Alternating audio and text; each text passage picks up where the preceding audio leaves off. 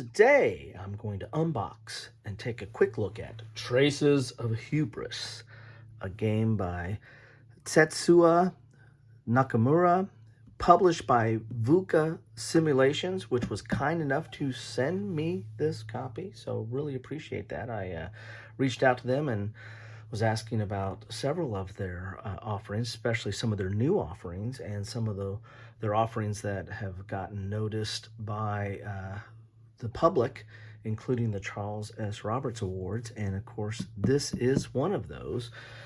This is nominated for Best Reimplementation of a Game. I believe Mr. Nakamura published this previously, but VUCA picked it up, and like VUCA does with all of its games that it produces, it's the highest of quality. Player aids, maps, counters, everything is usually very, very top-notch. They're kind of a leader in the industry when it comes to production quality. Traces of Hubris, again, I think this is a re-implementation, but with a lot of I guess I should say better gameplay and production value.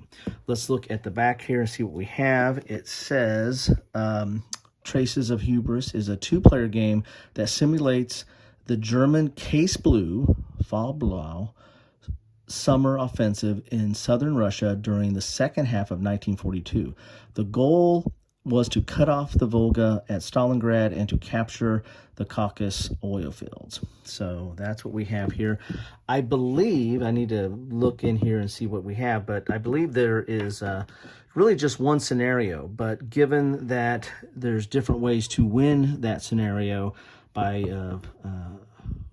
controlling certain objectives, there's still a lot of gameplay in this box.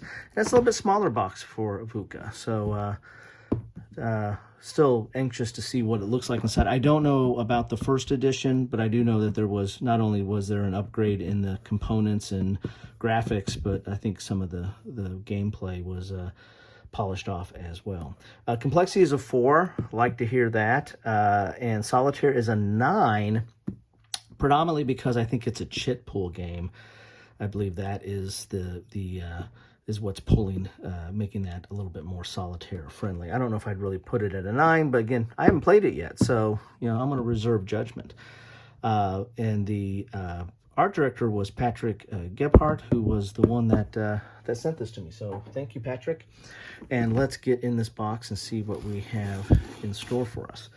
Also, I'll do a shout out for the Charles S. Roberts Awards. I'm not necessarily endorsing this. This is just nominated. I'm just passing on that information, but I do want you to take a look at the Charles S. Roberts Awards and vote. Vote if you feel that you know enough about the games that are offered there, because I do appreciate that. I am involved with them, but again, not making any endorsements, just saying take a look. And there's some really good games out there. So this is the box. Very nice. I like the art. Very sturdy box there that you get from VUCA. Here are the rules, which are full color and chart out at 19. But as you can see here, we've got a couple pages of historical notes. We got strategy, player notes. We have developer notes. So rules themselves, you got optional rules on page 15. So really, you've got 14 and a half pages of rules, dual column, a nice size font for my tired old eyes. And here's your table of contents. And this is looking very interesting here. I have some of other games from Nakamura, and I'll put a link to that, or you can look at under my designers playlist, where I have several different designers and links to their games that I've covered. So it's 14 and a half pages, but there's a lot of graphics in here, as you can see, and some explanation as well. So yeah, I don't think this is that difficult. Maybe that 4 is looking just about right. And see, this is a chit pool, so there's some of your chit selection. So you're going to have that HQ, command chip, activation, and action. So this is your sequence of play. So I do like a good chit pool game. It adds a little bit of the, the chaos of war, but also the conflict of command and the like. See all the rules here. So yeah, this does not look that hard to get into, so I'm going to be anxious to get this to the table. Now, it doesn't have a mounted map, but the map is treated. It's a little bit thicker and feels like it's got some kind of a plastic treatment to that. Ooh, got a wooden die. Look at that. Good old wooden die there. All right, so let's pull the map out, then we'll look at the rest of these goodies. They're as thick as them. They're thicker than the map. Those are the player aids. How about that? I might have to go up Periscope for this map because we're getting southern Russia here and the outskirts of Stalingrad. I think Stalingrad is going to be kind of in the middle or off to the side here. So I don't have my compass rose, but I think I've got this kind of in the right way here. Axis starting off on this side, I believe. Boop, boop, boop, boop, boop. And I am going to have to go up Periscope a little bit here. So it's a paper map, so even though it's got a nice finish to it, you're going to need to probably put plexiglass on this if you want everything to kind of sit down right. I'm not going to try to lay it out completely the way it needs to be, but I'll do somewhat of a good job on it. Ooh, I got to go way up on this. Let's go out a little bit more so we get a better look at the map there. Ooh, can't even get all of it on there. So, good size map, taking up quite a bit of the table there. Look at that, it's as tall as me now. All right, there you go. So there is the map. And you've got these areas here that have like the double lines around them. I'll go in a little bit closer. I just want to get you a high level view, a bird's eye view of this right now. But let's go over here just a little bit. Those are the objectives, and I think you have to, I think there's like maybe 14 or 15 of those.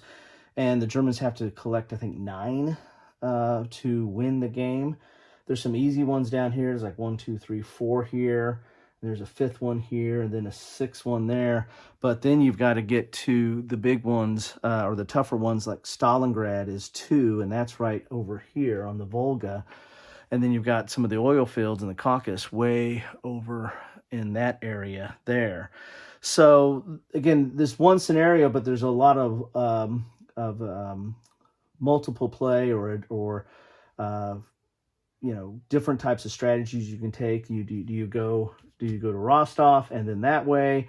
Do you go right for Stalingrad? Do you go try to get some of these on the outskirts over here? So there's a lot of different kind of game play, a lot of decisions that you can go there. Here's your turn track along the side and some of the reinforcement tracks. And then you've got some boxes along here as well, and then some charts over here. So let's go back down a little bit more so we can see some of the other components and see what we have in store for us there. We've already looked at the rules there. Here is a nice board. This is really nice, and this is mounted because you've got a curved over cover to this. But this is your reinforcement orders and your turn track. So it's the same track that was right over on this side here, but you've got it here to deal with.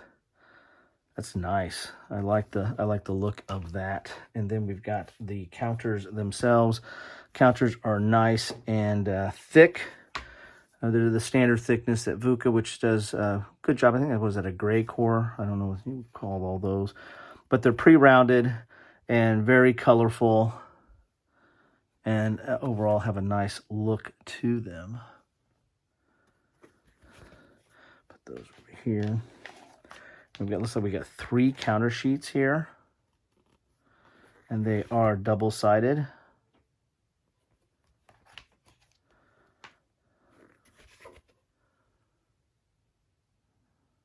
Very nice. Okay, then we've got some player boards here. We got a player aid A with your sequence of play and some key phases explained there. Kind of a rule summary, and then you have your combat results table, Soviet reinforcements, Luftwaffe, Axis, and terrain effects. So some key rules and key charts right there. And player AB is the same, is additional rules, reinforcements, Luftwaffe air support, movement, combat. So movement, combat, very common, very key, very basic, and you have those explained there. Some additional rules and a combat results table over here as well. And then we've got two of those. You got a player A and player B for each player to play the game. So there you have that. That's it. That is everything that is in the box of Traces of Hubris. Right there, all for you to see. Looks interesting. And again, I can see why it was nominated. Excellent production quality and chit pull. I'm going to reserve judgment on gameplay until I get this to the table myself. Anyway, thank you all for stopping by, and let me know your thoughts on this. If you played the original, let me know what you think between this and the original edition of this, or the previous publication of it. That's what I have for you today. Thanks. Take care.